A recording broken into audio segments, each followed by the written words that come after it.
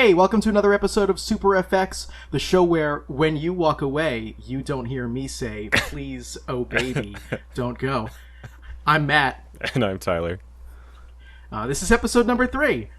I guess that got you, huh? It did. That was like one of my first video game crushes was Yuna. Was that song?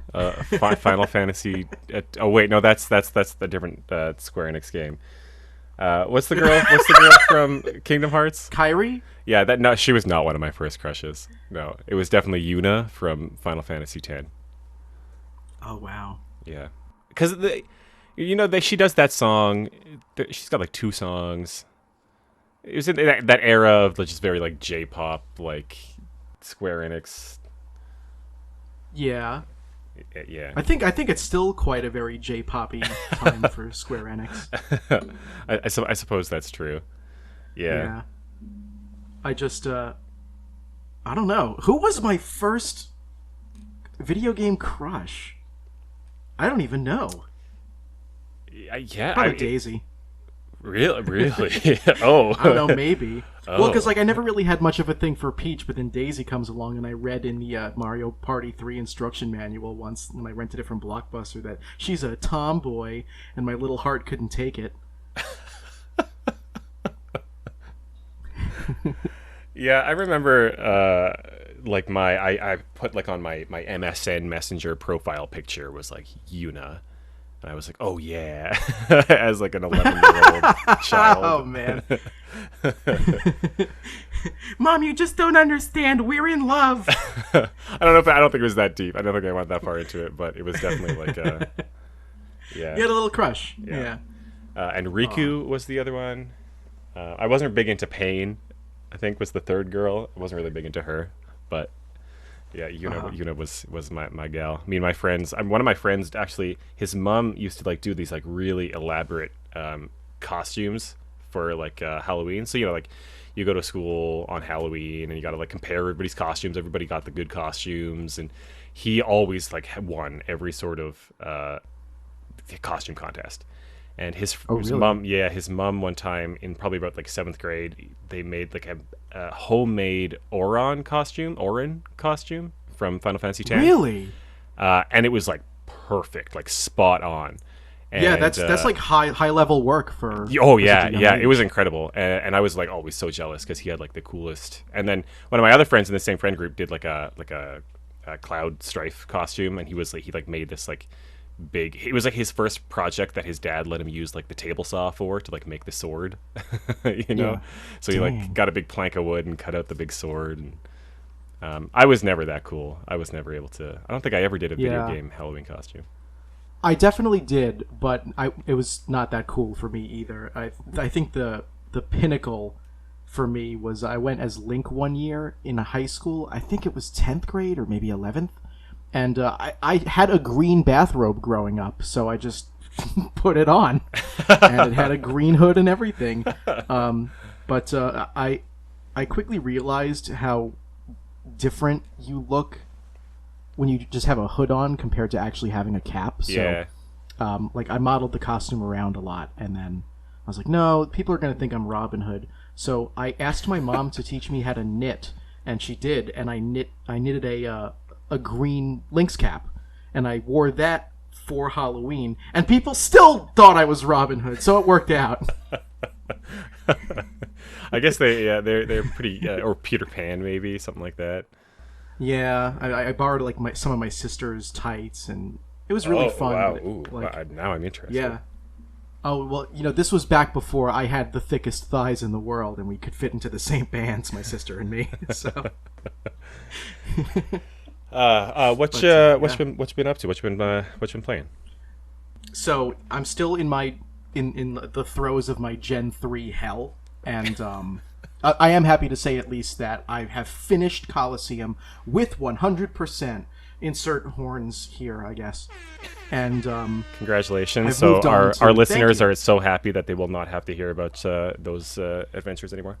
I'm sure. Well, I mean, they might. I still have to go back and pick here and there just to make the other games easier, because I'll have to trade stuff from Coliseum into the other games. Mm-hmm. but for the most part, everything that needs to be collected and done in Colosseum is finished. And I've moved on to XD Gale of Darkness, which is the other GameCube spin-off. That one I never played. Is that I know that one kind of takes a little bit of a departure, right, from the regular. It's got its own story. So, it's not really its own story so much. Like, it's a continuation of the previous story, but it is a separate story, if that makes sense. Mm-hmm. It's much darker in tone, even though it's more colorful as far as the graphics are concerned. I like the characters, and especially the protagonist, a little bit more. And you don't have, like, the weird... Like, in Colosseum, you have this weird girl, Rui, hanging around with you because she can sense the auras of shadow Pokemon, so that's how you know that shadow Pokemon are there. But in XD Gale of Darkness, you have a visor that lets you see when Pokemon are shadow Pokemon. Ah, yes. So you don't have to be nagged by this extra character who... One of my least favorite things about Colosseum is that that secondary character, Rui, she's not playable, but she hangs around with you and she contributes in conversation because you're the player character, so you can't talk. And she follows around behind you, no matter where you are on the overworld. And she's a physical entity, so if you try to turn around, you have to, like, push past her. And she actually, like, has weight to her. I don't even know how to describe it, but, like, when you try to push past her... Is it almost like Pikachu in Pokemon Yellow?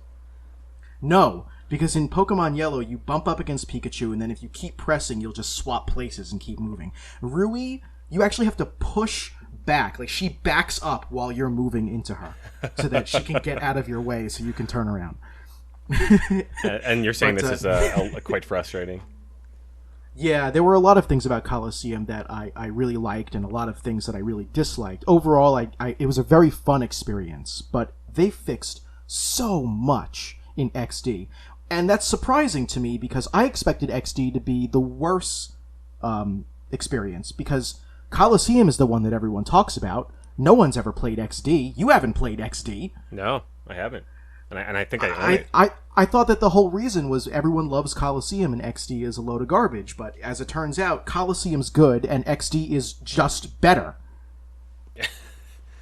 Did Colosseum have, like, the kind of adventure mode, like, you know, where you actually get... Because I remember Pokemon Stadium, like, you couldn't... There was no, like... It was just, like, a kind of a hub world, like a menu, and you could, like, pick different activities to do.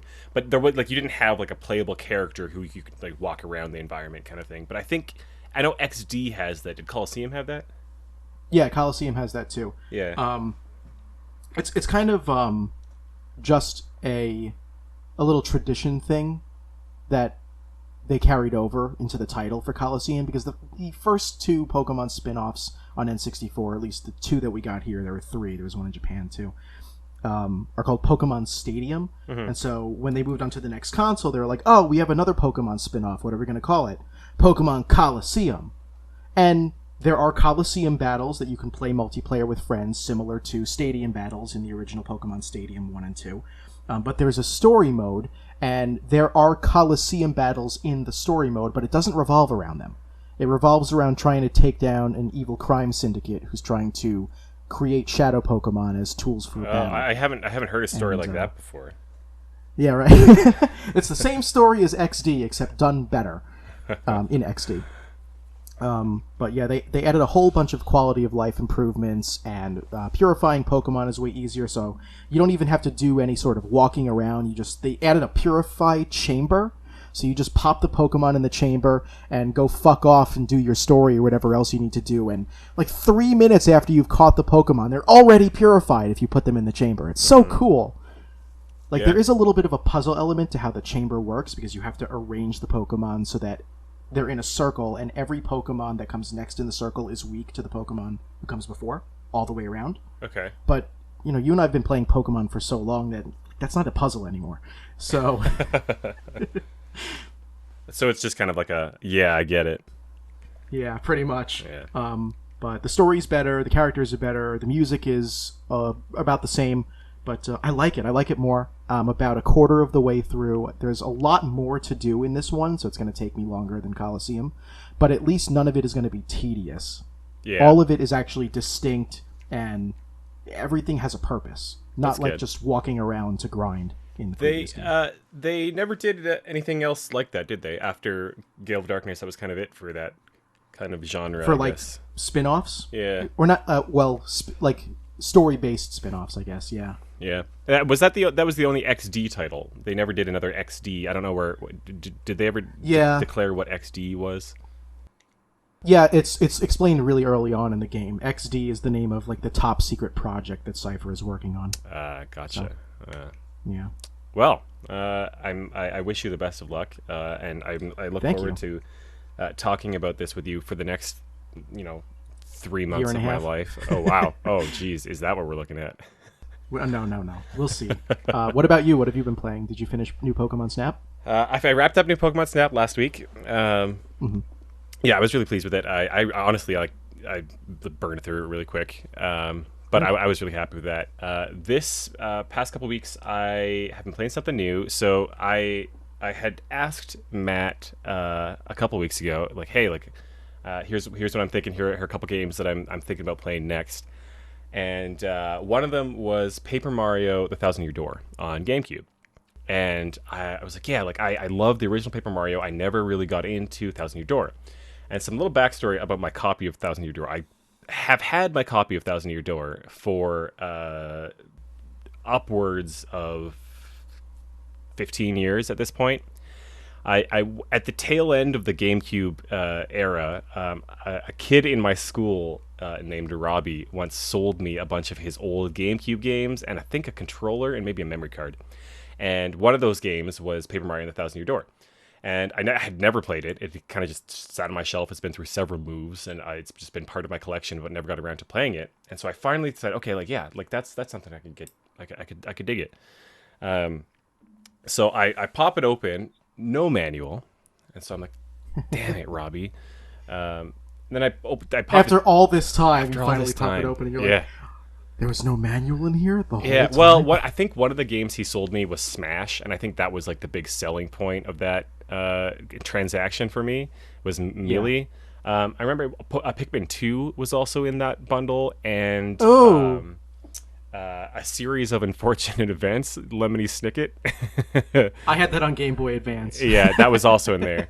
And that one I actually have jokingly played in the past. So that somehow that disc made it into my GameCube, but Paper Mario: Thousand Year Door, which is by all accounts an amazing game, Which is one of the most beloved GameCube games of all time. that one had not.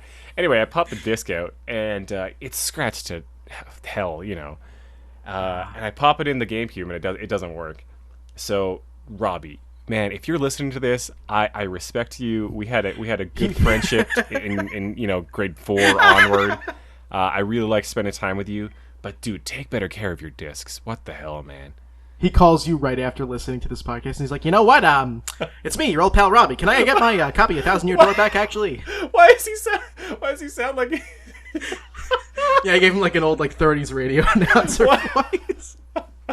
Yeah, I'm really hoping he calls me with that accent. Now, also, what's he even calling me? How do you get my number? I have not been playing Paper Mario: Thousand Year Door. What I actually decided on was Xenoblade Chronicles. I did recently pick up the definitive edition on Switch. So I popped that in, and I would say I'm about maybe eight to 10 hours deep at this point. So like I'm Nice. I'm getting into it. The first thing that you told me about it when we were talking about like what should I play next, the first thing that you said, Yeah. it's like you said it's super engaging. And I would Yeah, at least I was very engaged by it. I would definitely agree with that. Yeah, absolutely. Like 100%. Good. I'm not. I mean, up until this point, I've talked a lot about JRPGs in this podcast, but I'm not. We are a video game show. I'm not a huge JRPG fan. I like them. I don't have anything against them. It takes a lot of, I think, willpower for me to like really invest myself into something. It's usually a commitment, right? And so it takes a Right. lot of willpower for me, and that's just kind of how I am to kind of get invested in something like that. So I was really surprised at after I started playing it, my first session of playing it, like just how much I wanted to get back into it and just play more. I was really, really pleased with the story so far and the characters, and just the setting. It feels like a very vast kind of space that I was really into. Yeah. The kind of biggest complaint I think I have about it at this point is the battle system. I'm not huge on it. And I think it might pick up with time. Now that I have the, the Monado, Yeah. that kind of improves things a little bit. I wasn't really digging playing as Shulk with like the standard whatever sword that you start with.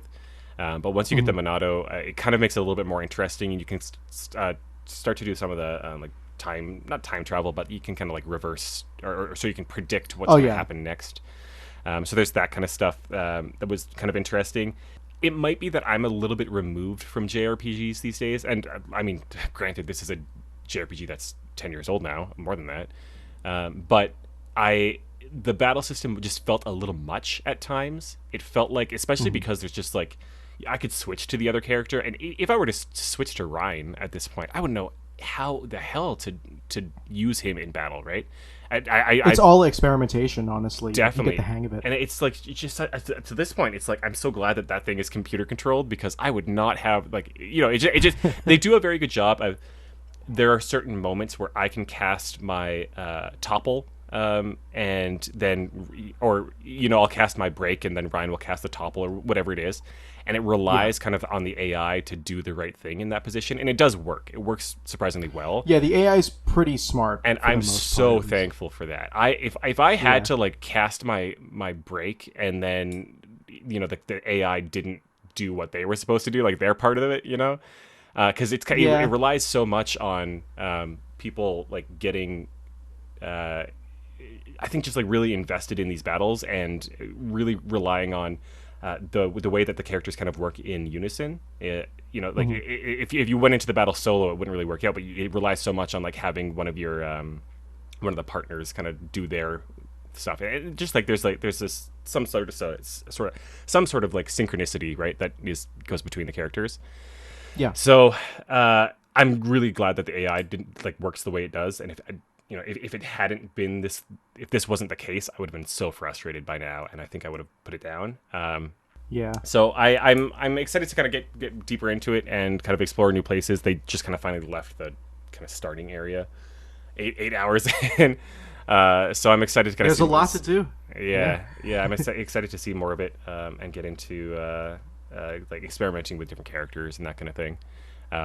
So it's just, there is so much that goes into that game. Like, even 3/4 of the way through the game, it's still giving you like little pop-up boxes to teach you new things, which can be daunting to a lot of people, but they all go hand in hand with the characters, and they all have something to do with the story, which is it was the most engaging part for me.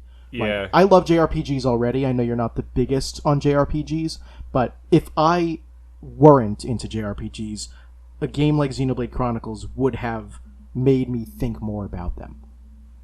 Yeah, if that makes sense. Yeah, definitely. I think you said it best when you said it's just so engaging. I haven't thought of a game that I played recently that I just like really deeply wanted to get back to and play more of. There, playing through as many games as I've been trying to play through, especially for the podcast. There's definitely a little bit of it definitely becomes a bit of a chore at times with certain games, just like power through and finish it up and kind of have it ready to talk about. Look who you're talking to. I know. So it can definitely be a grind, and it can definitely almost feel like a chore sometimes to be like, okay, I just got to get through this one part, and wrap it up. This hasn't felt like that at all, and this is the first time, like in a while, that I think I felt this way about a game. I mean, and that's, I think, saying something. It's because I don't think this is a perfect game. I don't love it. I'm not like absolutely enamored by it or anything like that. It's just so engaging, and I really enjoy spending time with it. I don't feel rushed. I don't feel like it's a chore. I just like really enjoy my time spent with it. I enjoy walking around and looking at the sights and encountering new characters and that kind of thing. So I'm really excited to play more. The other I did actually play a couple other games this week, or the past 2 weeks. Yeah. With my friend, my buddy Nick, a friend of the show. Hey, what's up, Nick? We've been playing. We played through the Portal 2 co-op. You ever play that? Yeah, I played it with so Tyler and I met on an internet forum, and we have some other friends mutual between us from the forum as well. I played it with Ben. Do you remember Razor Beams? Oh yeah. Also friend of the show. What's up, Ben? Yeah, what's up, man? We played it. I think it was like 6 or 7 months after it came out. We played it together. It was like the first time we ever played anything together. But I haven't played it since then, and that was a while ago. It stands up. It's great. The entire time Nick and I were playing, and it's short. It's not long at all. Like we blast through it over the course of like 2 evenings. It holds up, and the whole entire time we were playing it, we kept saying, both of us kept saying, like, "Wow, I can't believe this game is like 10 years old," because it does not feel like it at all. It really doesn't feel like it. They do a really masterful job. That game is just like it's a masterclass in level design, and it's like the difficulty is just perfect. Like it never feels frustrating. It always feels like you got to think about something, you spend some time with it, and then you figure it out and you're rewarded. And like that's definitely one of my favorite games of all time. I love that game. It's the co-op even still. Like, I wish there's a lot of like community stuff. There's community maps and things that have been kind of really popular over the past while. And it's kind of surprising how much that game has kind of held up to a newer generation. Lauren is a teacher, and she teaches kind of younger kids, preteens, that kind of thing. And her kids love it. Her kids have been like super into Portal, and Portal is Lauren's favorite game. And she mentions that at some point, and they're just like crazy about that. They think that's amazing that their teacher like has this favorite game that is also like they're still into a game, right? That they know about. Yeah, which was surprising to me because I'm a little bit removed from younger people and children nowadays, and so it's in my mind I hear about the games that kids are playing, and it's it's the Fortnite, it's the Minecraft, it's like that, all that kind of thing. So to hear that these kids are so Roblox. Invested, to hear that these kids are so invested in something like Portal, I think really speaks volumes about the way that these games were kind of designed and how they've been able to hold up. Yeah, definitely. But speaking of something that didn't hold up, Nick and I also played a little bit of Gears of War, the first one, because Nick recently built himself a new computer, and so he's been like eager to try out some games that maybe he hadn't played before, or he'd missed. So he got Game Pass, Xbox Live, or whatever the hell they're calling it, Xbox Game Pass on PC, I think is the official title. You could just use like any generic sort of subscription title for it, and someone in the audience will go, "Yeah, that sounds right." Xbox Game Plus Pass. So he's got this big library now of games that he's I think maybe missed or hasn't played before. And he was like, "Hey man, do you want to play Gears?" And I was like, "Wow, that was a blast from the past. I haven't played that in a long time." So I said, sure, I installed it. It was like, 200 gigabytes or whatever the hell it was. That does not hold up. It is not good anymore. And I was big on Gears. When I was a kid, I remember going to a friend's house, and his older brother had bought an Xbox 360 and was playing Gears of War. And it was like launch weekend for that game. And I remember seeing this game being played in HD and thinking like, oh my God, I have to have this. Like, it was so mind-boggling to me the way it looked, and just so like how modern and futuristic it looked at the time. And it was the first game that really, when I saw it, really pushed me that, okay, I need an HD TV and I need an HD capable console, because I was so blown away by the way the game looked. And playing it now, it still looks fine. Like I think it looks good still, but the controls are just so bad. The cover system in that is it's so rough. It does not hold up. It really, I think it was a really revolutionary game at the time, and it really set kind of a foundation for what a cover shooter could be. Because up until that point, like, we had seen a lot of Halo, where shooters were a lot more airy and a lot lighter, I would say. And when Gears of War came out, I think it really brought into this kind of like heaviness to the controls and the way that the characters move, and they kind of like lock against these against cover, which was really I think a first in that kind of. And I know somebody's going to call me out for that, saying that there was a different game that did it differently or did it similarly. It probably came to be more of a staple of the first person shooter genre with Gears of War. Definitely, yeah, I do think that was the case, but it doesn't hold up. It feels very clunky. It's really hard and really frustrating to get your guy to line up with this correct spot in cover. And you're just jamming A the entire time, getting him to like, please go into cover, please duck your damn head. It's pretty rough. So we didn't play too much of that. And there's just a lot of jank. There's bits where you're just being portaled around the environment and that kind of thing. And this is the Ultimate Edition too. This is not like just the original on PC. It's like the remaster Ultimate whatever edition that came out within the past couple of years, I guess. Right. Anyway, yeah, does not hold up. Would not recommend. Go play something else. See, that's interesting. You mentioned like seeing it a long time ago and it like inspiring you to get an HD TV and to like get into that sort of thing.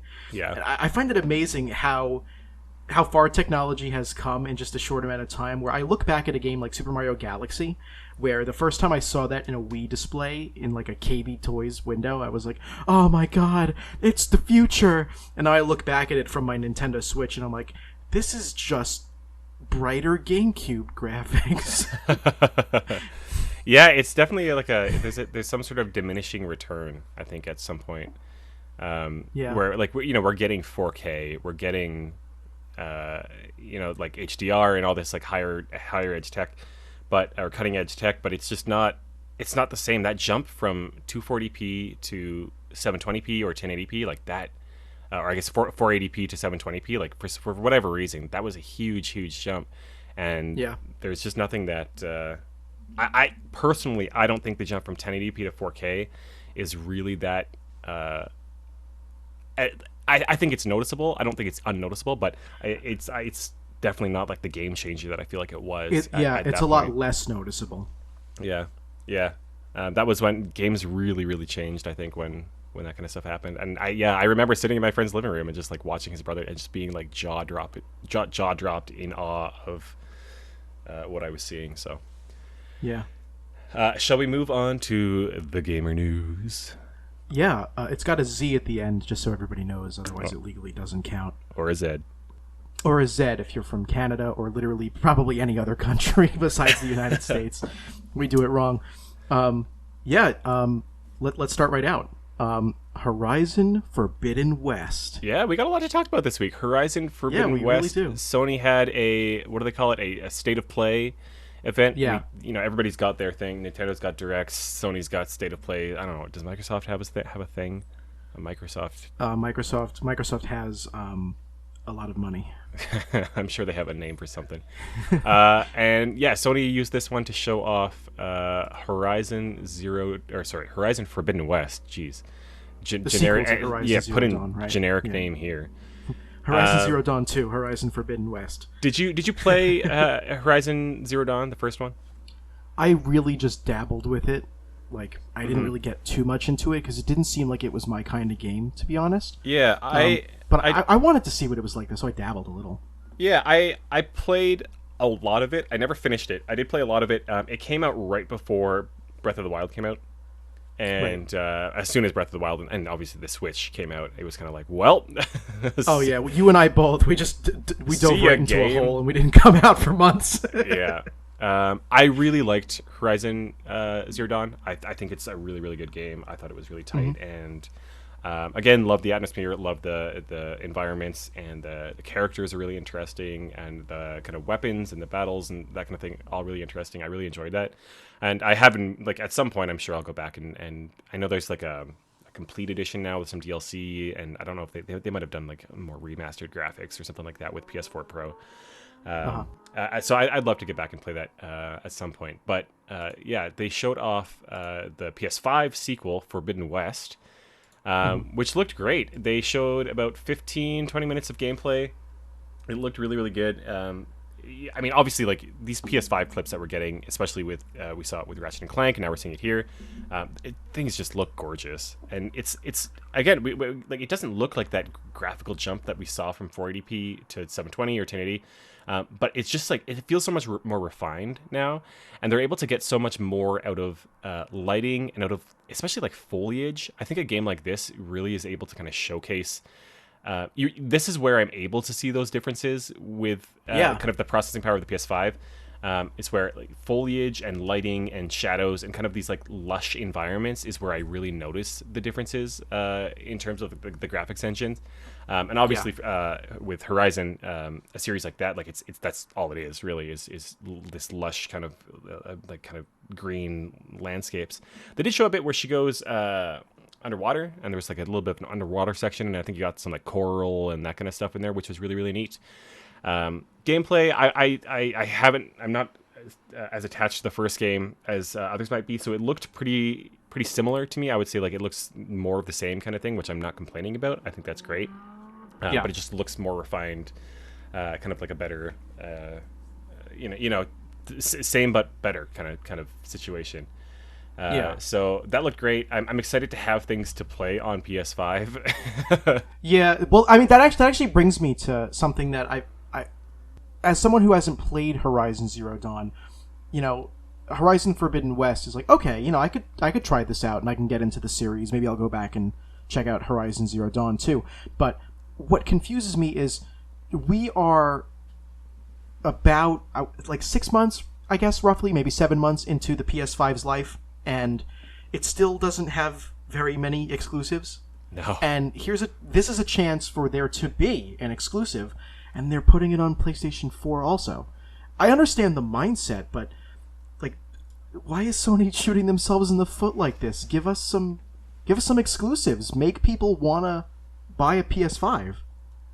Yeah, I mean, we could go at length. I do wonder if, if the PS5 inventory kind of issues had been different, had they had, if they were ready for the demand, or if COVID maybe doesn't happen, that kind of thing, if this game becomes an exclusive.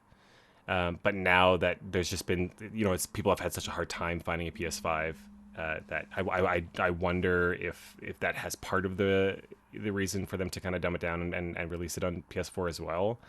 Yeah. Total spitball. I mean, these things are already developed for years and years and years, a game like this, right? So who knows? Like, we can only guess at one point, at what length that they chose to debate this. I wonder also if, when the game was announced, if they kind of said, hey, yeah, it's going to come out on PS4 and PS5, and then it took longer than they expected, and then, who knows exactly what happened. I don't think we'll ever find out. But regardless, it's tough. And I think we're getting to that point in games where at some point, I think we're getting these diminishing returns on console power. And at some point, I think there's going to be less and less for them to sell.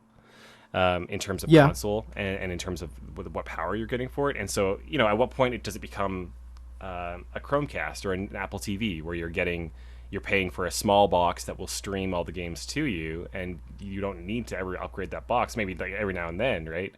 And so now instead of that game being on PS4 or being on PS5, it's just on PlayStation, right? It's on the PlayStation service, and now you can play it no matter what box you have, right? That so scares I think me. It does. Oh, it definitely does. I think we're kind of getting to that point, and I think this kind of I think shows in a way that Sony doesn't care so much at this point about which console you have, what platform you have. Yeah. But again, total spitball. Who knows what? I'm sure behind closed doors at Sony that there's something. Reasons beyond our pay grade, I'm sure. Yeah, that actually brings me into like our next. I don't know if you would consider this gamer news, but it is something that I definitely wanted to talk about, and I remember mentioning it to you. But as far as the console sales are concerned, there's been a lot of scalping going on, and it's finally reached a point where I don't think I've ever seen scalping like this ever take place in my whole life. Yeah. And like, you guys don't have Target in Canada, but you have Walmart. We did. More. We'll tell that story in episode 161, the Return of the Target story. I'm going to note that. Somebody's going to remind you. 161, the Return of the Target story. But I wanted to pick up a copy of Miitopia for Nintendo Switch, the remake that just came out. Mm-hmm. I'm not the biggest fan in the world of remakes. I'm like lukewarm on remakes at best, which to some people makes me a cynic, and to other people makes me a logician, but I think it just makes me me. But I wanted to pick it up. I never played the 3DS original, and in fact, I still don't have it, so, I figured I'd go pick it up. And I've never had a problem picking up any brand new Switch games from a big box store like Target or Walmart, but I went into 2 Walmarts and 2 Targets before I found a copy of Miitopia because they were all bought already. And I don't understand why. I checked online after the fact, and it was already going for $70 when it sells for $50 in store. Do you think it's a COVID thing? Like, they're not able to push out as many cartridges. There's some sort of manufacturing delay. I think it's definitely a COVID thing, but I don't know if it has necessarily to do with the manufacturing. I think it's the fact that people are still living off of some stimulus checks, and they really want to buy more and sell more, and like they have all this extra disposable income to be able to make even more money on top of whatever else they're already doing. Because it's not just affecting video games. It's come to the point now where suddenly Pokemon cards are being scalped to the point where Walmart and Target have publicly stated that they will no longer be selling them in store because it's a danger to their guests. Yeah. Oh, that's just so sad. And I see, when I was in Walmart and Target, because of course I had to go to both, there are signs plastered all over the electronics section that say that the PlayStation 5 and Xbox Series X and S will not ever be distributed in store. It has to be bought online for the safety of their guests. That's just it's just bonkers to think that, you know, the lengths that these folks are going to. I mean, I'm glad they're doing it. I'm glad that, you know, if they're, I assume they've made a calculated decision here, and you know, if it's the safety of the guests that is at stake here, like, of course, like I'm glad they're doing it. It sucks that it kind of got to that point. Yeah, I mean, I've heard a couple of stories. I don't know the veracity of them, but a couple of people have been shot or trampled over Pokemon cards recently. From what I have heard.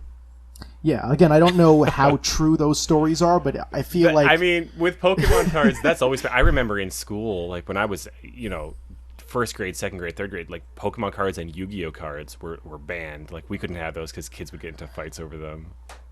Yeah. So, you know, it's no different, right? These, I feel like the same kids who were throwing punches over Pokemon cards in second grade are now the kids who are storming into these stores, throwing punches in Target. Yeah. It's just bonkers, I think, is the word you use. That's the best way to put it, I think. It's bonkers. Yeah. Yeah. Yeah. I can't imagine. As as much as I want to talk about scalpers, we do got to move on because we got a lot to talk about. This. Yeah. I was pretty much done anyway. This month we got Sonic. There was a Sonic Central. So we had Nintendo Direct. We got Sony State of Play, and Sonic Team says me too. Something. Sonic Team says us too. We got one. It's called Sonic Central.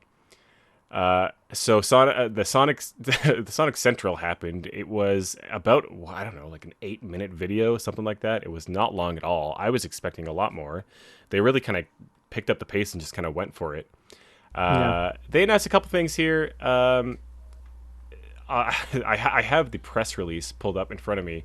There's some kind of interesting stuff that they released or announced. The stream kicked off with the creators of the upcoming Netflix animated series Sonic Prime. So they're going to be they have a new Netflix animated series. Sonic Prime is coming out. I mean, I'm a fan. I honestly am a fan of the old Sonic cartoons. Again, I love the characterization, the music, everything about Sonic. Like way past cool. I love all that stuff. Like that's it's so fun. So. I probably honestly will check out Sonic Prime when it comes out. I think that one was a couple years out. I think it was 2022 or 2023. While no celebration would be complete without a little music, Sega unveiled that they will be celebrating Sonic's 30th with a live orchestra event on June 23rd. And Crush 40 is going to be there. So I'll be there. Yeah, I'll check that out. That's kicks off June 23rd, and a special preview coming during Jeff Keighley's Summer Game Fest on June 10th. They jumped into a couple other things. Sonic Colors Ultimate and Sonic Colors Rise of the Wisps. So there's going to be a digital and physical release of Sonic Colors Ultimate, which is a remaster of Sonic Colors, which is a game that I feel like just came out like not that long ago. So that's exactly how I feel too. I feel old. On, Wii and 3DS. Oh no, regular DS. I guess it was about 10 years ago. I mean, Xenoblade also got a remaster, so I it's been a while, but I don't know. Fans can pre-order Sonic Colors Ultimate today to receive the exclusive Baby Sonic keychain. Matt, you're going to be pre-ordering that? You're going to get that Baby Sonic? Yes. In addition, Sega unveiled a teaser to a 2-part animation series, Sonic Colors Rise of the Wisps, a short-form animation featuring full dialogue and voice cast, including the return of the legendary Sonic voice actor Roger Craig Smith, who was on the show, and he had a little bit there. So it's nice to see him, nice to hear his voice. They're also doing a remaster the 15th re-release of Sonic 1. Sonic Origins. It's a new compilation series of Sonic 1, 2, Sonic 3, and Knuckles, as well as Sonic CD. Fans who are looking for a nostalgic gameplay experience can check out these classic hits for some non-stop Sonic action. And fresh content. I don't know what the fresh content's going to be. I don't know how they can add any fresh content into any of those games at this point, because they've all been released, I feel like, a million times. So I'm sure Amy Rose in Sonic 3. I'm sure somebody's excited about that, but I don't know who. There's also a Sonic avatar costume for the Sonic 2020 or the Tokyo 2020 official Olympics video game. Which so surprised me. You can put a Sonic head on your long jump player, I guess. That's coming to all platforms on June 22nd. We got some more platform expansions. Everybody, good news. Sonic Mania and Team Sonic Racing are now available on Amazon Luna. Thank the Lord. Thank the Lord Almighty above. It has been given to us. This is my favorite thing about you. It's just like your sarcasm is so dry. you going, everybody, good news. Have you ever been happier? Have you ever heard something so exciting in your life to find out that Sonic Mania and Team Sonic Racing are now available on Amazon Luna? These are games that have been out for several years at this point, and they're coming out on this platform that nobody uses. Oh, congratulations. So we're really stoked about that. What else we got? They had Sonic's legs. It's like a 13-second teaser of Sonic's legs. Yeah, there was some other stuff. 2-Point Hospital. You could be a Sonic costume. Oh yeah, lovely. Thank you, Sonic team. Once again, hats off to you. I am so stoked that I can finally, my precious 2-Point Hospital character can have some beautiful Sonic costume in the hospital while he's working with all the COVID patients. Oh my god! And then they did tease. There was about a 10-second little look at the next big flagship Sonic game. Sonic's legs. Anything about it, but this is what the Sonic team is working on. We saw some legs. People were trying to interpret. There was like a little kind of logo that they did at the end of it, and it looked like it may have written a word, but it was like some sort of symbol. So they were alluding to something there. It kind of also he did a little circle that kind of looked like a 6, and so some people were thinking that it was a Sonic 06 remake, which I don't know. I've seen a lot of weird stuff come out from Sega and the Sonic team, but if they have a Sonic 06 remake coming out, I don't know whether to immediately pre-order or just to cry, because again, who asked for that? All they need to do is make Sonic Mania 2 and I'll be happy. Can they just do that? Can they just make Sonic Mania 2? It just seems they are so far detached from what people actually want out of this series at this point that I don't know. Like, they have to be doing it on purpose, right? Like, Sonic, like, that's Sonic's legacy. He does some good and then he fucks up and people get mad, but then they make up for it and everyone goes, yeah! And they fuck up again and everyone goes, ah! And, like, ad infinitum. It just never stops. Yeah, so we'll see what's coming from the Sonic team. Apparently, it's something with it's going to have Sonic in it. That's what we know. You wanted to talk about the the Switch, the new Super Switch Pro. Yeah, there's really nothing specific that I wanted to touch on, but there's been rumors of a Switch Pro since the Switch was announced, because everyone knows that Nintendo always redesigns their successful consoles in some way, shape, or form, and especially after the Switch Lite came out. Everyone was jumping on the Switch Pro theory bandwagon, but now it's starting to come to light that it may actually really happen. And I just wanted to have a little back and forth with you about what sort of things would you expect from a Switch Pro, or what do you think it would be like? So I do want a new Switch. I do think also that they will have something. I think they know that this platform is going to have to have another 5+ years of life out of it. I don't get the impression that they're gonna release leave the Switch platform and move on to something new. And now with the PS5 only 7 months old at this point, they kind of have to keep this. The Switch is gonna be there's the no competitor reason for to them the to PS5, abandon the Switch right now. For the entire life cycle of these consoles, the Switch is gonna be right there in it. And so they had a very decent head start, but now I think there's going to be folks who are not maybe super comfortable with buying hardware that is 4+ years old at this point. So I definitely think that they have to do something new, but it's going to have to be in a way that are they going to do it the new 3DS way, where there's going to be these games that are only playable on the new Switch or Switch Pro? Are these games going to be exclusive to Switch Pro? That's kind of, I guess, going to be the question. I don't know if they're going to do that. I'd be surprised if they do that, but I don't know if I would. They've done it before. It wouldn't be the first time they've done it. That kind of worries me. We'll see. It does worry me too. I could see them going that route, I suppose. In terms of what will they do with the hardware, I would like a little bit of a better build quality. I think everybody has seen their fair share of issues with the Switch. We can talk at length about the Joy-Con drift stuff. My Switch in particular, a big chunk of it came off. Really? I have not dropped it. I have not been unkind to it in any way. I don't think. And right by kind of where the cartridge slot is, just a big chunk of the plastic just chipped off, and it's fine. There's nothing wrong with it. Man. There's just a bit of and I have no idea what caused it. There's no impact or anything there. It's just the plastic is soft and maybe brittle in some way. My Switch has definitely seen some better days. It's also I've heard some rumors about the kickstand being a bit improved. They're going to do rumor has it that it's going to be a little bit more like the Microsoft Surface. Have you seen that? It's kind of like the full kickstand. The entire kind of back half of the device is the kickstand. I would like to see that. Not that I play my Switch in kickstand mode unless I'm maybe on a flight or something like that. I'm definitely more of a handheld kind of player, but and the one big reason for that is because the kickstand is just so unreliable. So I'd like to see that.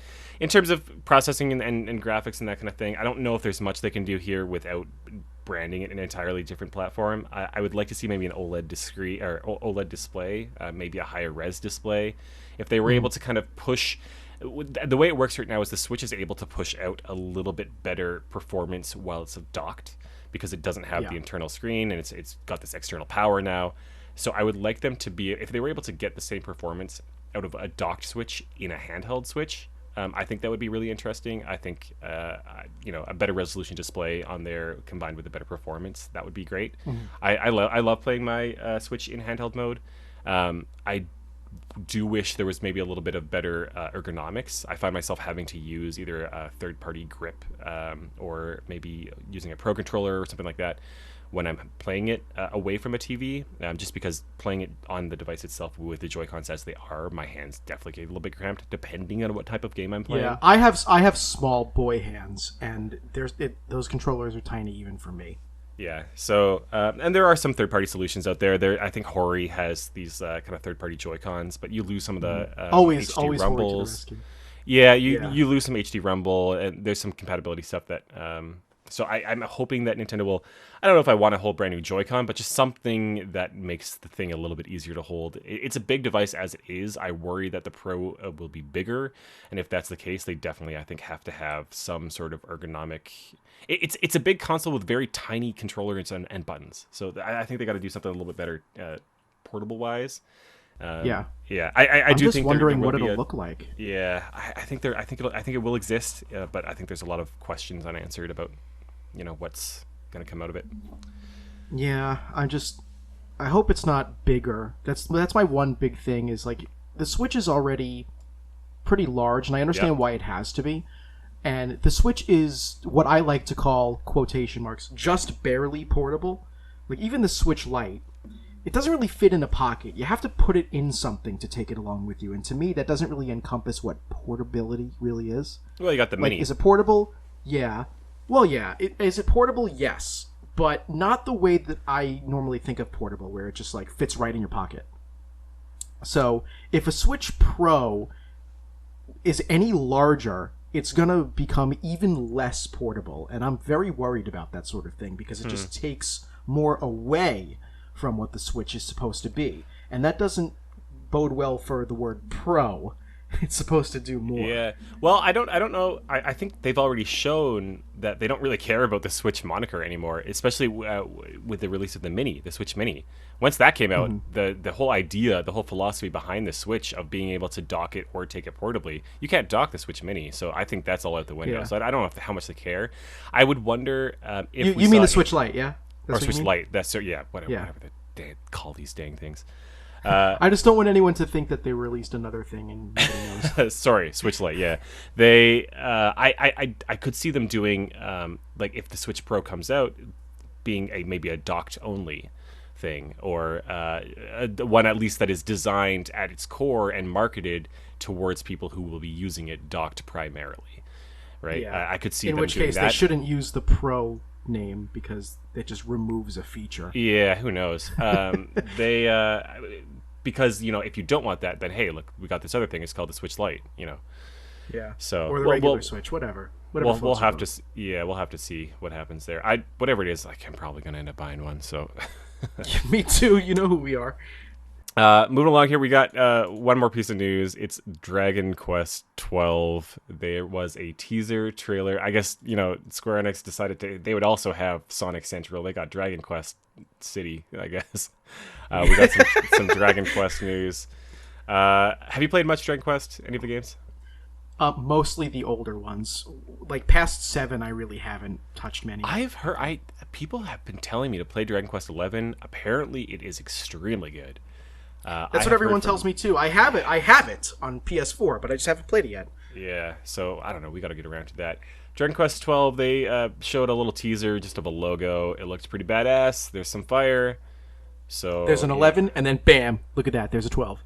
Yeah, so it's coming out. Do we know when? No, I don't think. Do we know where it's coming out? I don't think they released any platform information. We just know it exists. In addition, we announced we saw a couple other new things from Square Enix.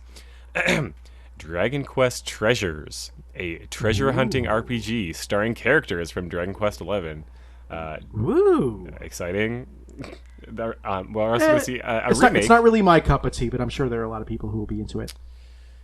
And I'm sure they're not listening if they are. A remake of Dragon Quest III in a similar HD 2D visual style to Square Enix's Octopath Traveler. Yeah. The next major expansion to Dragon Quest X, which is the MMO, the Japan-only MMO.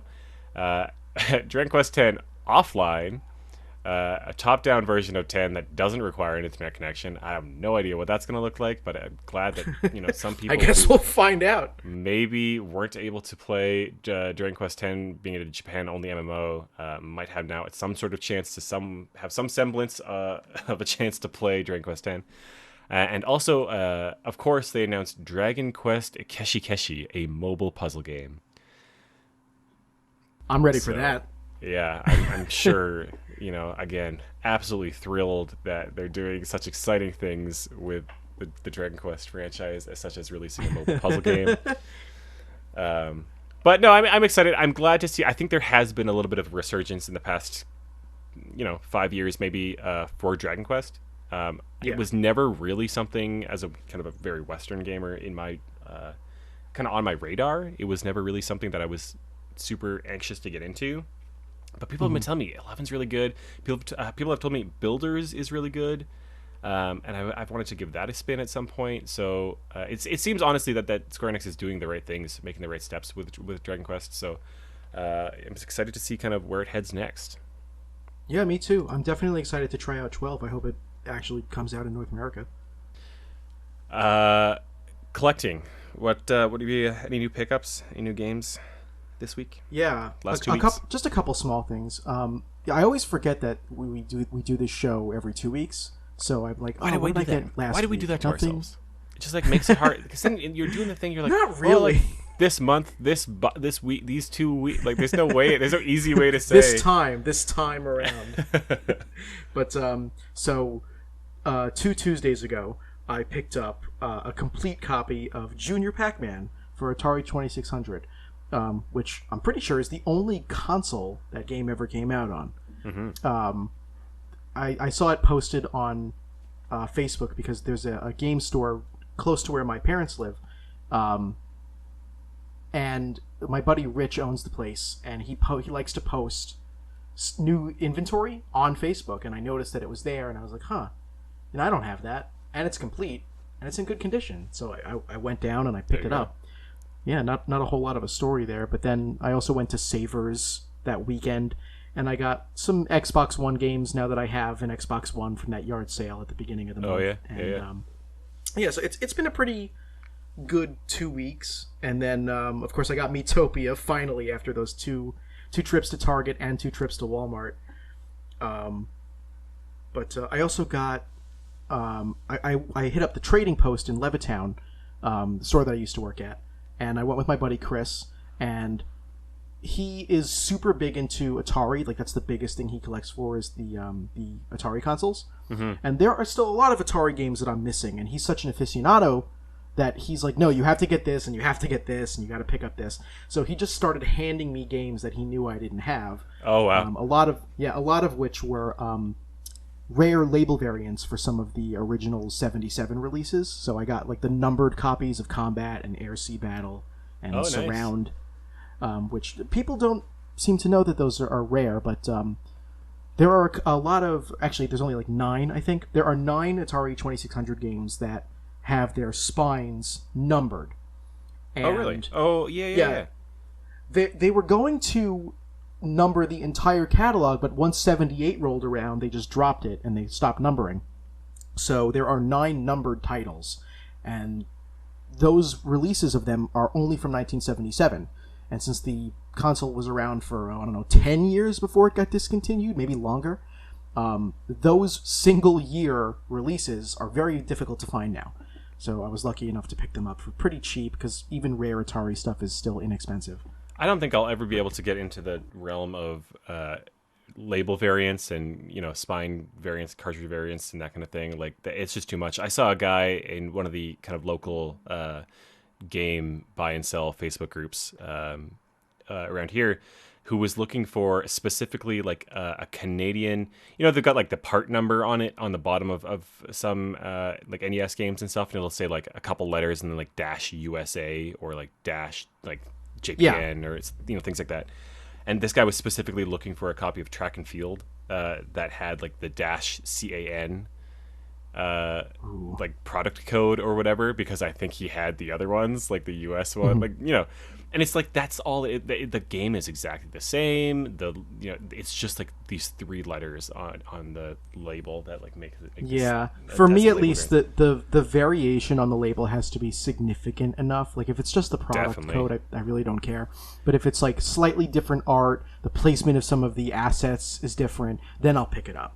Yeah, actually, funnily enough, my copy of Xenoblade Chronicles for Switch, the definitive edition, it's from like Malaysia or something. I ordered it off Amazon, and it was shipped from Amazon Prime. It got here in like a day or two, and it's like a Middle Eastern copy, I think. And it's still it's still NTSC. Like it's still. Well, yeah, it's region free. I'm pretty sure the Switch is. Well, it's not even region. It's not even that's not the issue. It's like it's still like a region 1 game. ESRB rated, it's and all that, but just for it's the version that came out in the Middle East. And so when I opened it up, it had this like tag inside saying like, hey, if you have an issue with this game, like please contact like Nintendo of the Middle East or whatever the division that they have there. And I was like, wow, what? how Why cool. would I was like, why the heck would I call them? And then it turns out that it's got like this little kind of triangle on the spine, on the reverse cover, on the back, in the back left corner. It says Middle East, Southeast Asia. And I was like, how on earth? So I guess whatever the stock that Amazon got, they got either some overstock or something like that.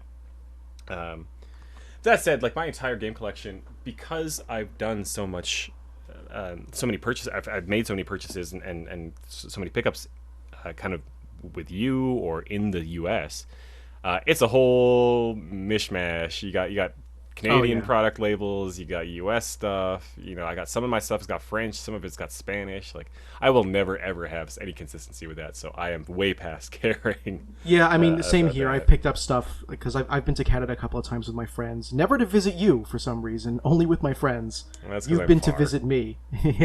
Well, no, it's not even that. It's just situationally, you always seem to want to come here more than you want me to come there. Mm-hmm. And I know that that's not because you don't want me there. It's just, in your own words, you've said, like, there's just more to do near me than there you. is.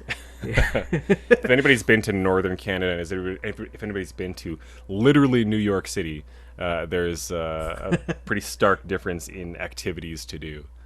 Yeah, but because of that, going to Canada with my friends, I have tons and tons of different products that are from Canada, but they still count as part of the North American collection because they're from North America.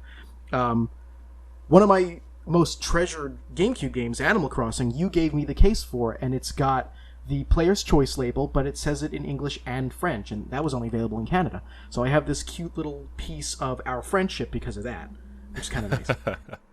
I didn't get anything new this week. I did get, or the past 2 weeks, I did get I have a little bit of an issue where I'll order something from limited run games or special reserve, or it's like one of those guys who are making kind of physical copies of indie games and games that normally wouldn't be able to get a physical release.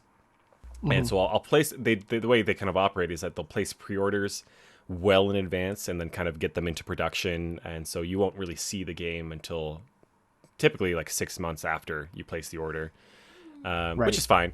But what ends up happening is that there's a ton of stuff that I do want to get physical versions of, just being a collector and being somebody who wants to own physical games.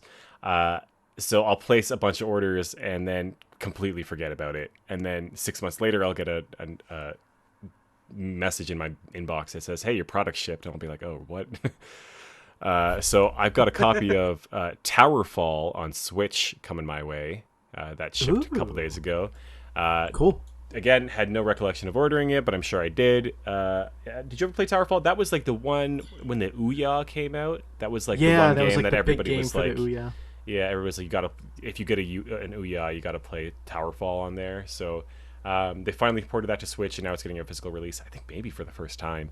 Yeah, I got an Ouya when they came out because they were available in Target, believe it or not. But I didn't get Towerfall. I got Amazing Frog and nothing else. Yeah. I'm excited to play. Towerfall. I'm a fan of Maddie Thorson, who did Celeste as well.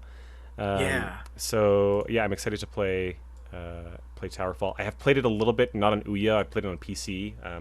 It's a lot of fun. It kind of gives this. My friends and I had a really good time with the Spelunky multiplayer, and it's kind of the same vibes as that kind of a arena combat Smash Brothers almost vibe at times. So I'm excited to play some of that. Dude, good luck. That's a game I got to get into at some point. Yeah, and I'll be excited to report over the next month or two what other limited run shipping notifications I get, because I'm sure there's some other ones coming my way. It's almost a fun surprise at this point. I can go into my account and check and see what's coming my way, but it's almost a fun surprise just to get the shipping notification for something. I mean, limited run just announced that they're gonna do a re-release of Mega Man: The Wily Wars, which will be its first official release in North America, and I am so torn on whether I want to get it or not because I still don't even have a legitimate European or Japanese copy of it. Yeah, I saw that as well. I will probably end up... I'm a sucker for anything that they put out, so I'll probably end up picking that up as well. Yeah. All right, shall we wrap? Yeah, please. All right, I think that'll do it for this show. To learn more about SuperFX, you can visit our website. It's superfxpodcast.com. You can also follow us on social media, including Twitter, Instagram, YouTube, and Facebook at SuperFXPodcast. We'd love to chat with you, so please reach out with any comments or questions on social media or by sending us an email. You can reach us at hi@superfxpodcast.com. That's hi@superfxpodcast.com. If you like what we're doing and you'd like to support us, please consider becoming a patron at patreon.com/superfxpodcast. If you're listening on YouTube, consider liking, subscribing, and leaving a comment. And if you're listening on Apple Podcasts, help us out by rating and reviewing our show. If you're listening on Google Podcasts, don't forget you can catch up on our episodes just by shouting, "Hey Google, play the podcast Super FX." And I hope I got your Google devices getting the podcast playing in the background right now. I want to give a special thanks to Kenny Martin for our theme song. You can find him at Kenma, that's KENMA.bandcamp.com. And special thanks to you. Thank you so much for listening, and we'll see you next time. Later.